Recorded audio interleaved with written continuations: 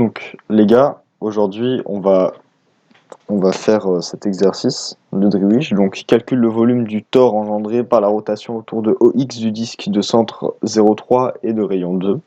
Donc qu'est-ce que ça veut dire? Ça veut dire que on a un certain cercle, d'accord? Ce cercle il est de centre 0,3. Oula, il est de centre 0,3 et de rayon 2. Donc je vais tracer deux axes. Attends, non. Je vais tracer deux axes.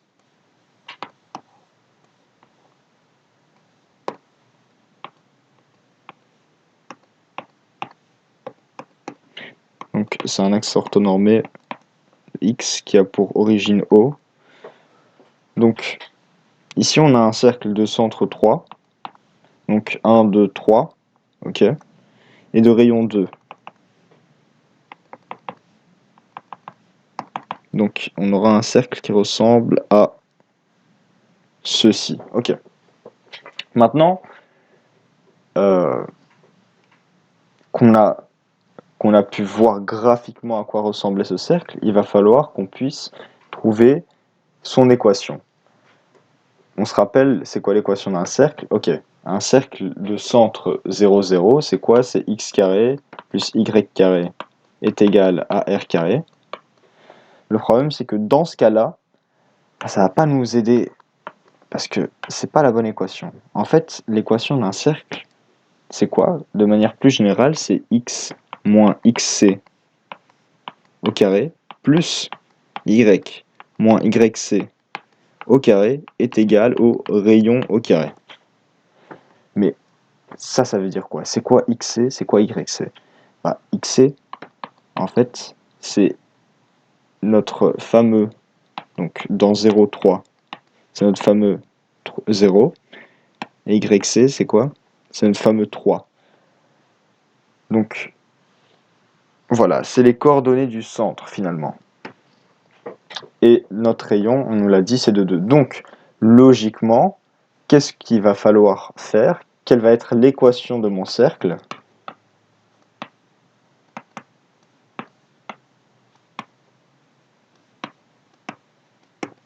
Ça va être la suivante. Ici, on a xc qui est égal à 0, donc j'ai pas besoin de le noter. J'aurai donc x carré plus y moins yc, on a dit que c'était quoi? On a dit que c'était 3. Donc y moins 3 au carré est égal à le rayon au carré, donc c'est 2 au carré. Et 2 au carré, ça fait quoi? Ça fait 4. Ok. On a l'équation de notre cercle. Donc, ensuite, une fois qu'on a l'équation de ce cercle, attends, ouais. Ok. Une fois qu'on a l'équation de ce cercle, ce qu'on va faire, c'est... Ah, attends.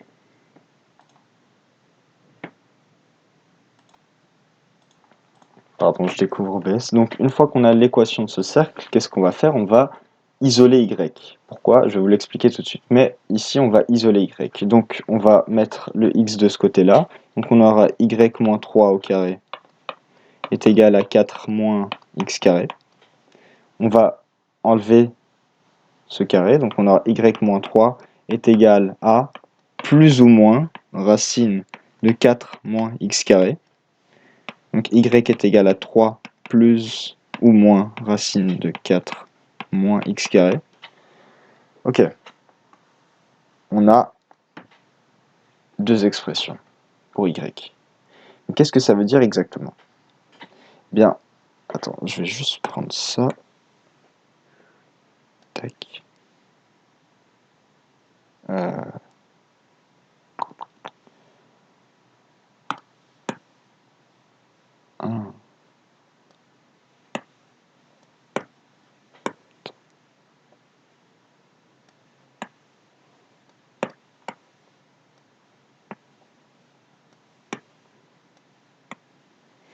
D'accord, ok.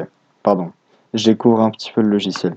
Donc ici, qu'est-ce qu'on a? Au final, on a un peu un y1 qui serait égal à quoi? Qui serait égal à 3 plus racine de 4 moins x carré. Pourquoi est-ce que je dis qu'on a un y1 et aussi un y2? 3 moins racine de 4 moins x carré. C'est parce que ici, le plus ou moins veut dire qu'on a deux solutions différentes. D'accord? Donc, mon y1, ce sera quoi? Ce sera la partie supérieure ici. Donc ça, ce sera y1. Et y2, ce sera quoi? Ce sera la partie inférieure. Ça, c'est y2. Ok. Maintenant, pourquoi est-ce que c'est important d'avoir ce y1 et ce y2?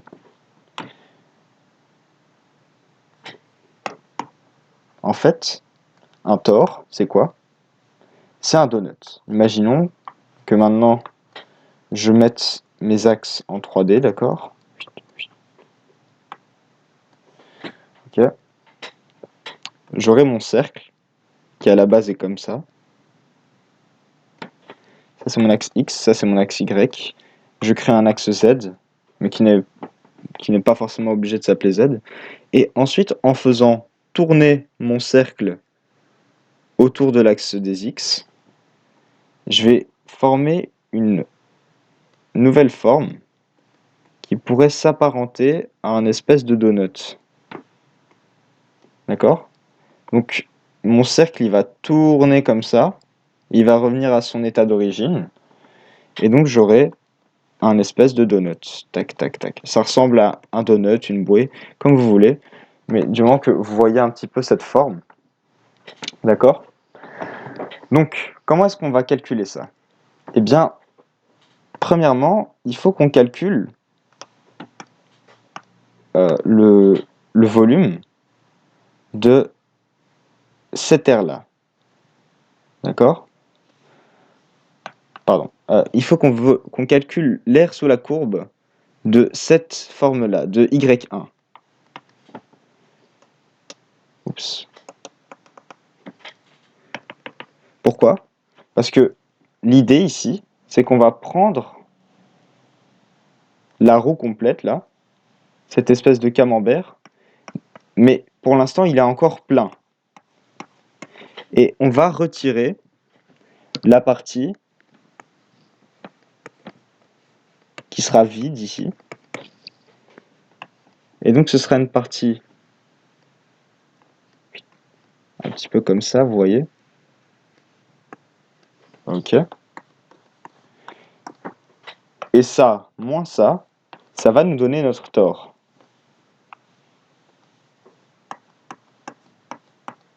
Ok, vous voyez l'idée?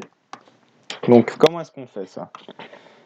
On va calculer le volume de ceci, on va calculer le volume de cela, et on aura le volume de notre tore.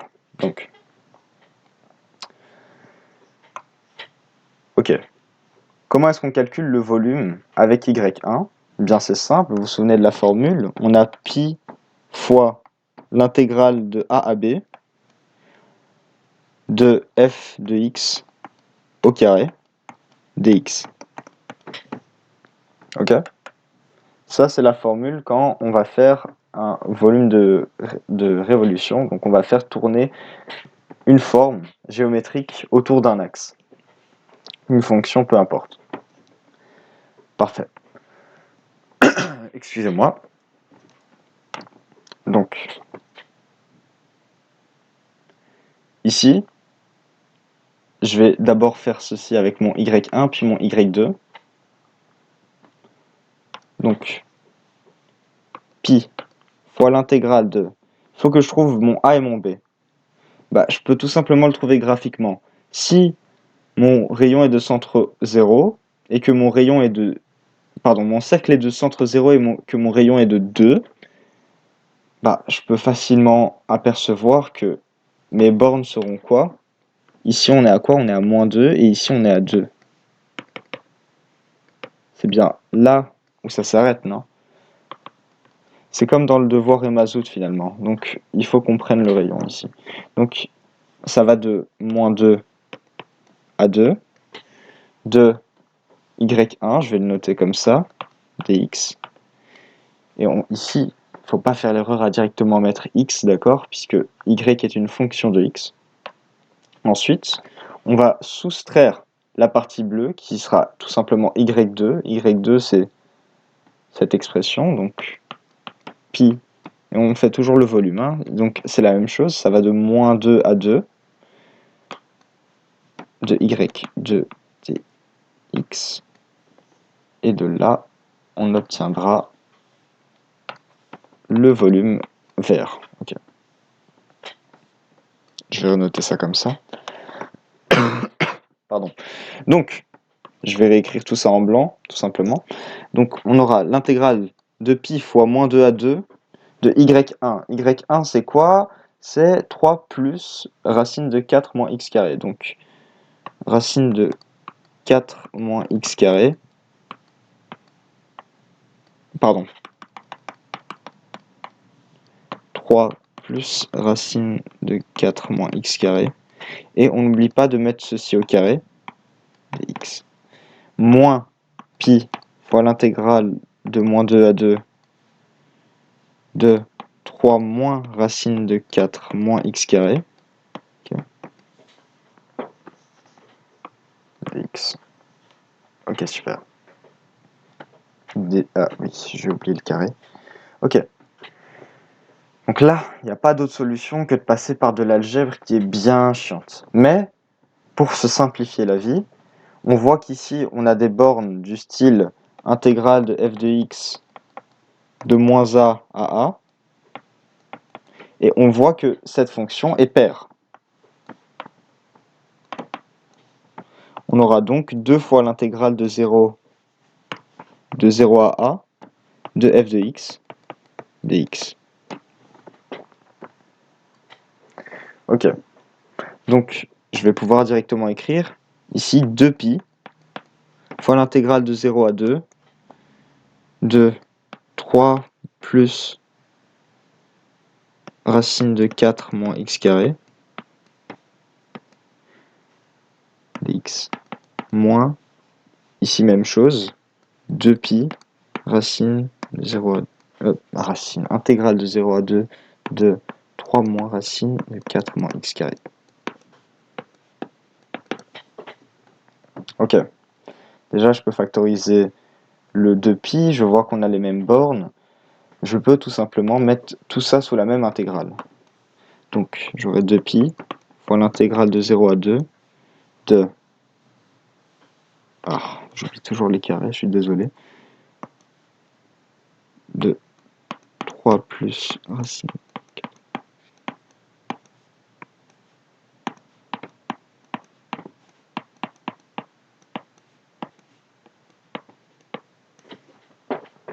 Ok. Parfait. Attendez une seconde. Je vais juste vérifier quelque chose.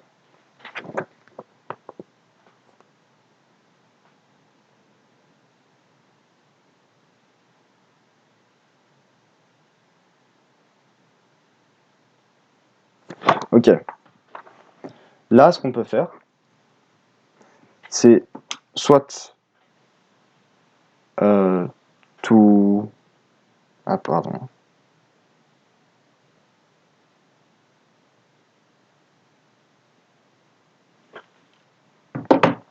Pardon. Donc ici, on a une différence de 2 carrés. On est d'accord. Donc ici, on a quelque chose au carré moins quelque chose au carré. On va donc pouvoir faire... Oh, je suis désolé, j'aime pas ce genre de calcul. On va donc pouvoir faire 3 plus racine de 4 moins x carré moins 3 plus racine de 4 moins x carré fois 3 plus racine de 4 moins x carré plus 3 moins racine de 4 moins x carré dx.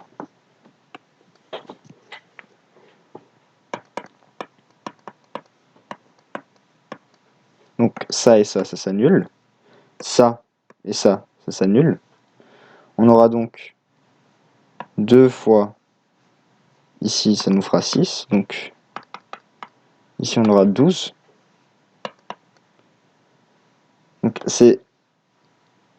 Donc ça plus ça fait 2. Et 2 fois 6, ça fait 12, d'accord? Fois ceci, donc 4 moins x carré dx. Parfait. Je vais pouvoir sortir la constante. J'aurai 24 pi, intégrale de 0 à 2, racine de 4 moins x carré dx. Et cette intégrale, on commence à la connaître, hein. Il faut simplement poser x est égal à sinus de t. Donc dx est égal à cos de t dt. Et on n'oublie pas de changer les bornes d'intégration. Donc la borne 0, ça va rester 0.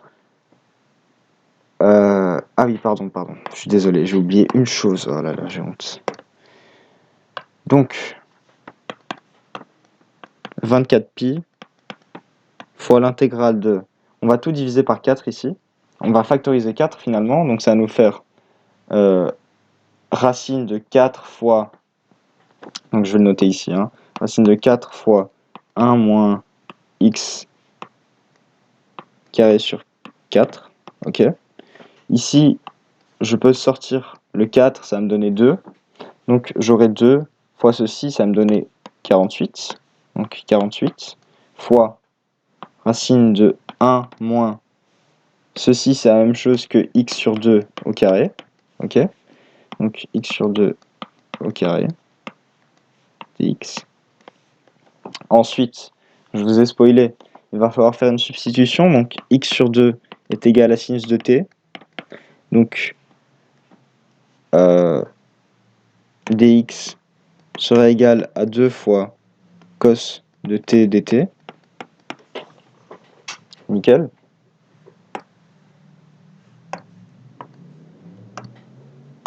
Donc 48 pi. Ça va de 0 à 2. Maintenant, on doit changer les bornes d'intégration. Donc ça va rester 0.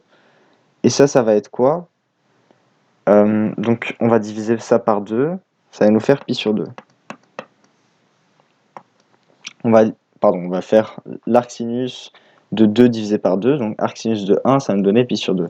Donc ça va nous faire 1 moins sinus de t au carré fois 2 fois cos de t dt.